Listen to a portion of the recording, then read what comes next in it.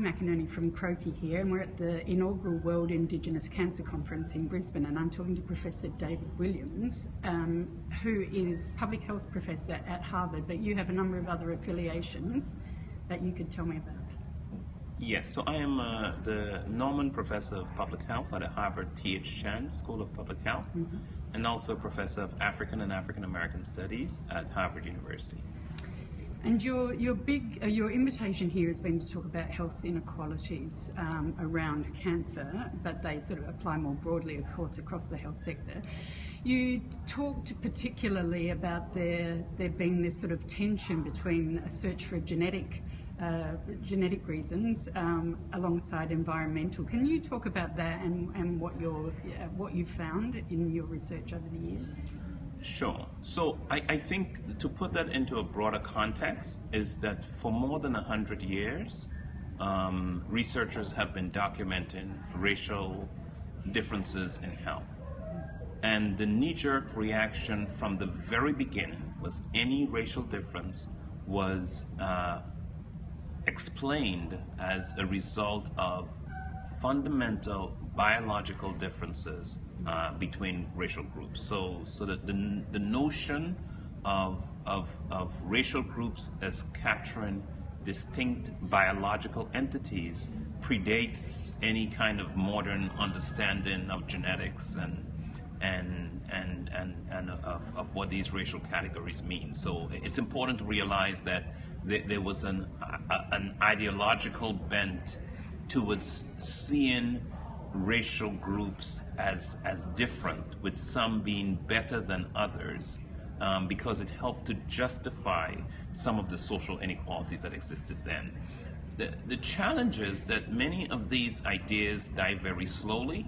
So even though we've had really very good evidence from physical anthropologists since the 1940s and 50s, that the fact that you and I know what race we belong to tells us more about our society than about our biological makeup, that racial categories do not capture biological distinctiveness. Under the skin, we're really pretty much the same, is what the research shows us. And the Human Genome Project has even provided further evidence documenting that that is true. These ideas still die hard, and there was a study, for example, a few years ago of American physicians that found 80% of American doctors reported that they believed that race was very important biologically in terms of treating their patients, and were supportive of drugs and therapeutic approaches that might be distinctive to one race because of biological differences that might exist. That would be great if we can follow that up a little later in terms of how that impacts or influences healthcare. But within those environmental factors, though, in one very powerful way that you put that across today, it's environmental versus genetic, yes, was the sense of long-term adversity and how it weathers away at people's health. Can you describe that and what evidence there is around that? Sure. So the idea that I was raising is one that we have a large body of research now documenting that for disadvantaged minority populations, we have the most data in the US on blacks or African Americans, that there are different terms scholars use. Some use the term premature aging. Some are using the term accelerated aging. Some are using the term weathering or biological weathering. It's really what we now know is that the constant exposure to stressors in the physical environments that individuals live, to psychosocial stress as well as physical chemical stressors, take a toll on the body, and that individuals are really being physiologically compromised because of the constant barrage of ongoing stressors. One of the consequences is that then your age, how old you are, is not only capturing how long you have lived, but if you are from a disadvantaged minority background and you are living in a bad environment, your age is also capturing how long you've been exposed to bad environmental conditions, and therefore how physiologically compromised you are. So one of the striking things we see in US data is the dramatic earlier onset of disease. Whether you look at the rates of hypertension, I gave the example of heart failure that occurs before the age of 50, 20 times more common in blacks than whites in the US. 20 times more common, not twice as common, not 10 times as common, 20 times more common. But it exists across a broad range of conditions. It exists for kidney disease, it exists for heart disease, it exists for so many conditions where we see the earlier onset of disease. Let me tell you a fascinating story about one of the first studies that really drew this to the minds of individuals, which I didn't talk about today, which is work by a professor at the University of Michigan called Arlene Geronimus. She looked at birth outcomes for women by race, focused on the age of the mother. What most of us would think is that it's a good thing for young women to delay having their first baby from the teen years to their 20s. We think that's good for socioeconomic reasons. Finish your education, get a good job, you're better able socioeconomically to provide for a family. We also tend to think that that is good biologically. You wait a little older, you're more mature before you have your first baby. And so what Professor Geronimus did was she looked at death rates for different racial groups, looking at all first births in the United States in an entire year. So it wasn't a sample, it was all first births in an entire year by the age of mother. And what she found was what we expected to find, that birth outcomes are better if you have your first baby in your 20s instead of your teens. That was true for whites, and it was also true for Mexican Americans.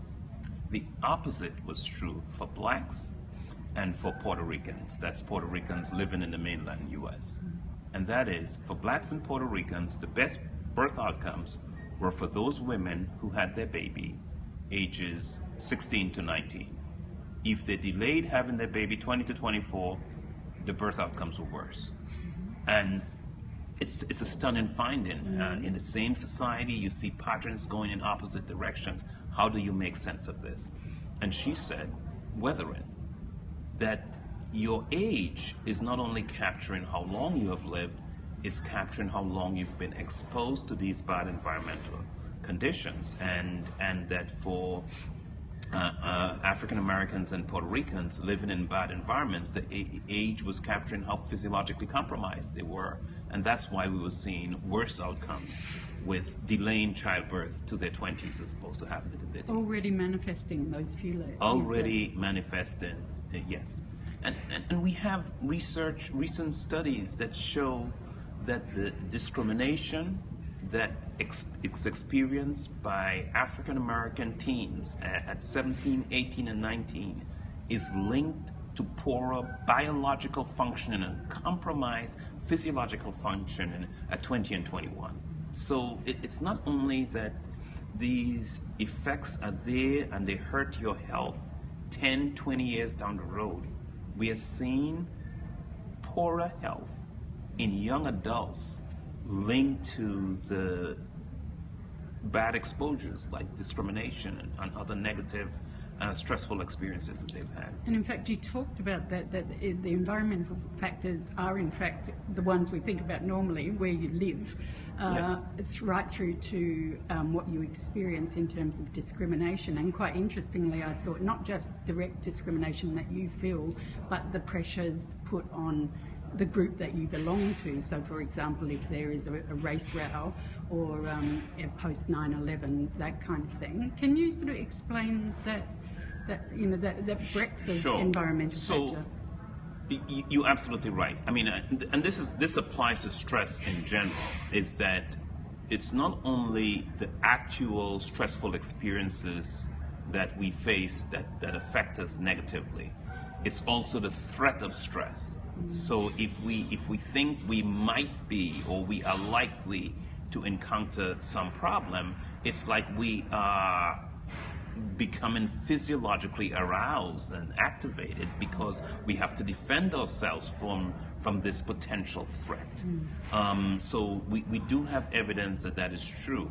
So in the area of discrimination, I developed questions that captured not only the experiences of discrimination, but the threat of discrimination. I asked people, because of these experiences of discrimination, how often do you think in advance of what you might say, how you say it? How often are you careful in terms of how you dress before you go out and things like that? But it reflects the fact that people are engaging in what some psychologists call anticipatory coping. You've got to protect yourself, so you're taking steps ahead of time to protect yourselves.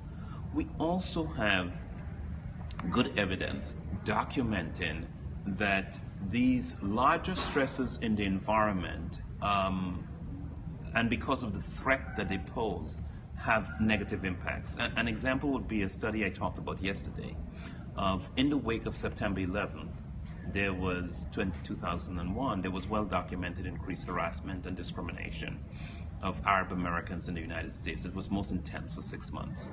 And a researcher, Diane Lauderdale, went to the state of California and looked at birth outcomes for women in California. And what she did was looked at birth outcomes for these women during the 6 months before September 11th compared to the 6 months after. What she found that was for Arab American women only, in the 6 months after September 11th, they're more likely to give birth to infants that were low birth weight or babies that were preterm in the 6 months after September 11th compared to the 6 months before. A similar pattern was not evident for any other group. It was not true for black women, white women, Asian women in California, Native American women in California, Hispanic women in California. It was true only for Arab American women, clearly indicating that during that very time where this was a hostile environment, these distinctive negative threat of discrimination and negative incidents, there were negative consequences not only for the mental health of Arab American women, but also for their unborn child. And it shows that how we treat people on a day-to-day basis and the degree of civility and courtesy we have and kindness we have in society literally matters for health. How we treat people matters for the quality of their health and their level of well-being, but even their biological functioning. That then perhaps brings us to healthcare, and you talked about that and about the role of implicit bias, but also that there are structural issues around discrimination in the healthcare system. And you brought that up yesterday at the workshop here, and people see it very much in the context of a case at the moment involving an Indigenous musician, Gurumul Yunupingu. And there's been great concern about his care, and also the reactions of hospital management and government to criticisms or to raising issues around it. Can you sort of talk about where we are in terms of healthcare and discrimination? Well, I think the evidence is quite good. We have really good evidence in the United States because we collect racial data at every medical encounter. In some other societies, we don't have the data because we haven't been collecting racial ethnic identifiers. And I encourage people to, before you say you don't have this problem, let's collect the data to document that you don't have the problem.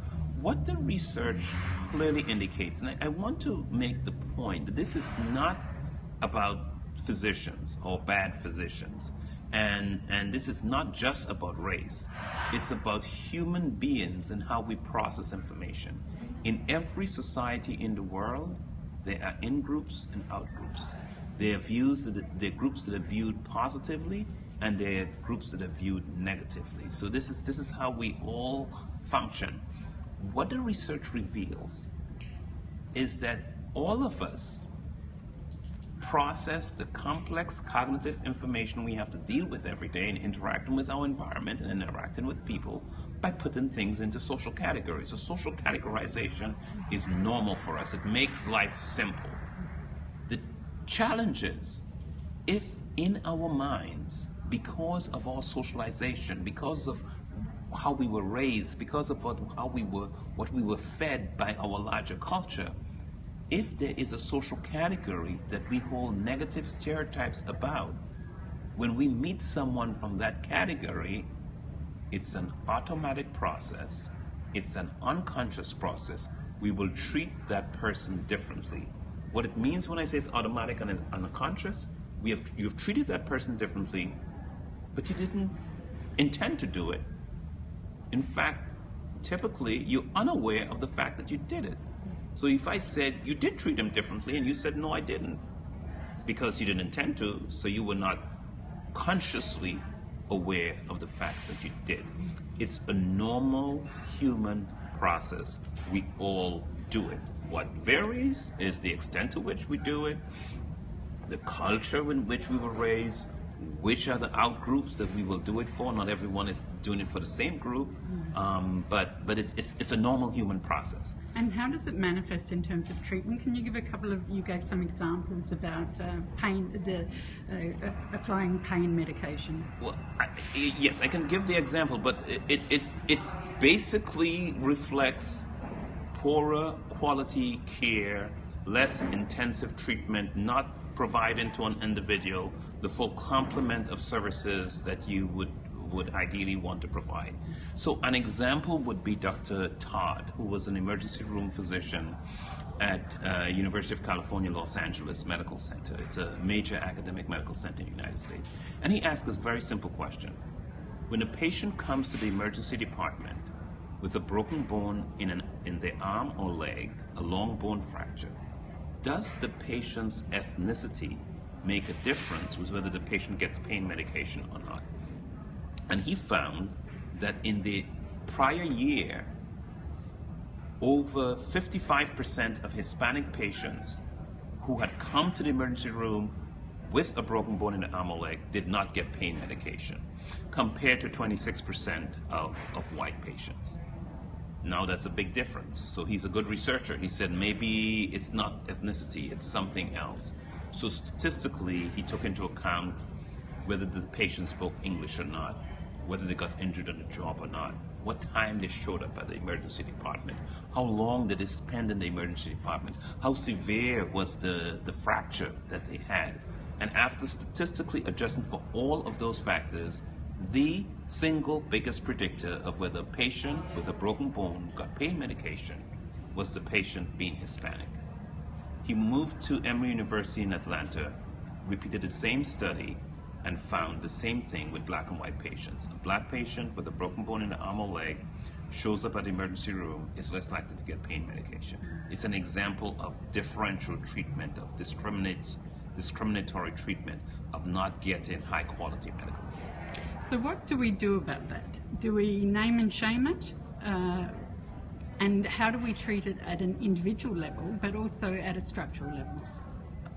I do not think that shaming it is the right thing to do at an individual level. Remember, I have said that there are good people with good intentions who are doing this behavior. I think shaming them would not be the right approach, because they're unaware. They're honestly unaware of the fact they've done it. So I think what we need to do is to raise awareness levels that these are normal human processes, and because you're a normal human being, this happens. And then once we have educated them, we can also teach them some of the strategies that can be used to minimize the occurrence of this. Shaming may be a useful strategy at an institutional level. I'm not opposed to shaming at an institutional level. It would be nice to publish a report of hospitals annually that shows what's the level of some hospitals compared to others in terms of providing high quality care to their indigenous populations or other stigmatized minority groups. I think that could work well in terms of mobilizing healthcare systems to to implement some systemic strategies of training and awareness raising and giving people strategies so they can deal with it. And you highlighted what's been happening in the NHS as an example of that. Is that something that you should see more of? And I'm thinking also in that context of how much it is about not just cultural competence but cultural representation in the healthcare sector. So what the National Health Service in the UK is doing is less about any implicit bias training per se. Their initiative is called the Workforce Race Equality Standard.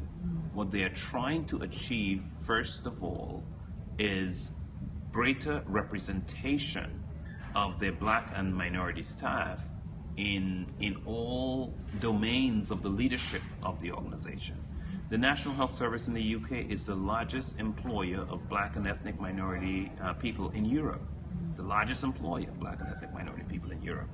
And there has been research for years documenting that black and ethnic minority staff earn less, at similar levels of qualification, earn less income over their lifetime. Black and ethnic minority physicians earn less income over their lifetime because they're less likely to get the promotions. They're less likely to get the discretionary training that puts them on a track of higher income. They're less likely to get or be rewarded for their service.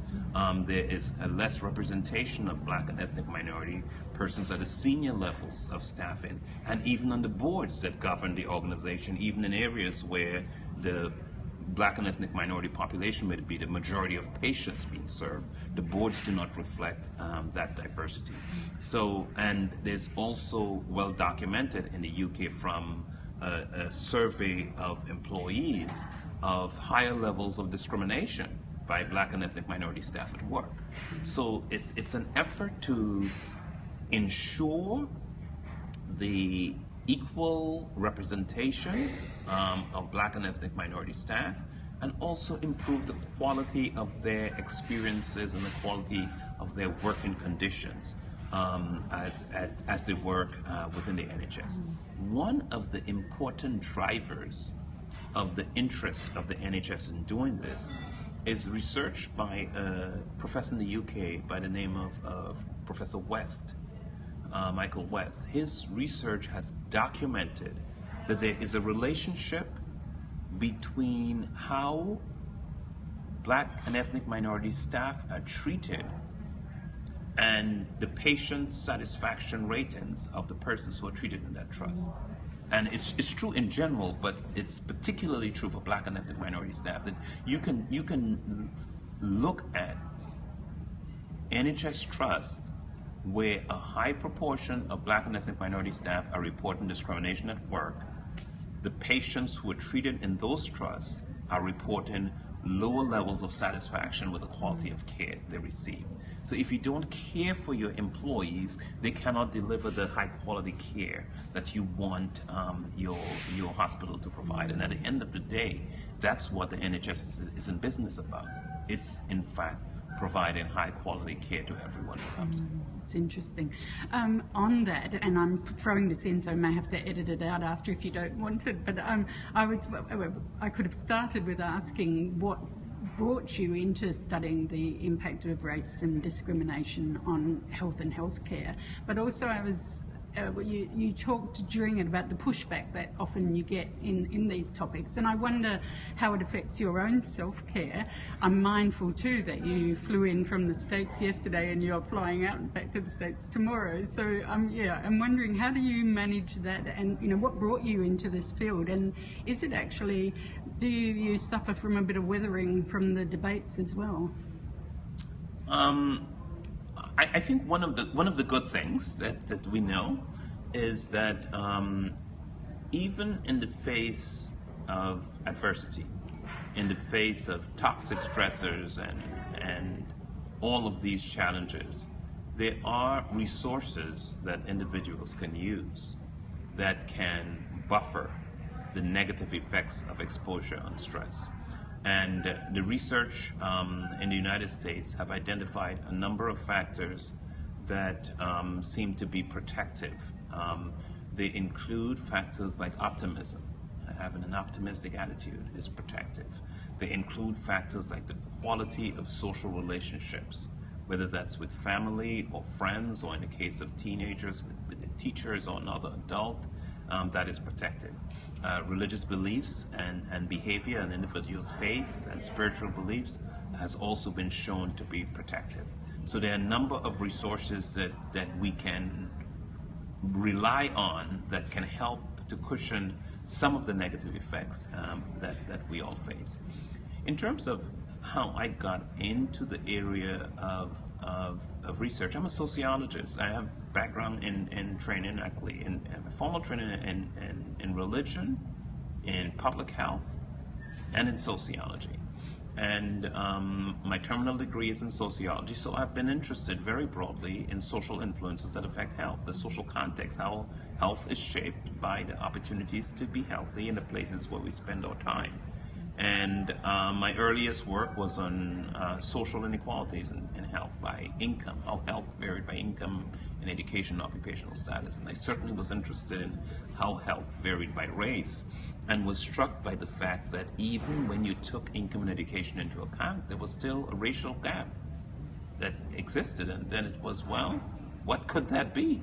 What does it mean to be black or to be Native American in the United States, and why does that have consequences for health? And then as a scientist, you just pursue where the evidence leads you and develop the measures and tries to understand what these drivers are and develop and test hypotheses that might drive it. So I think it grew out of my own personal commitment to questions of social justice and social fairness. I think is important. The set of values that drive my life. As I said this morning, and I truly believe it, it's a quote from Martin Luther King, where he said, "Injustice anywhere is a threat to justice everywhere." And that, you know, we need to work together as citizens of the world to improve the quality of life for every child of humanity. That's our goal. To me, that's our purpose while we're here on this earth, and so we need to make a difference. Thank you very much for your time in a very, very rushed visit. You're very welcome.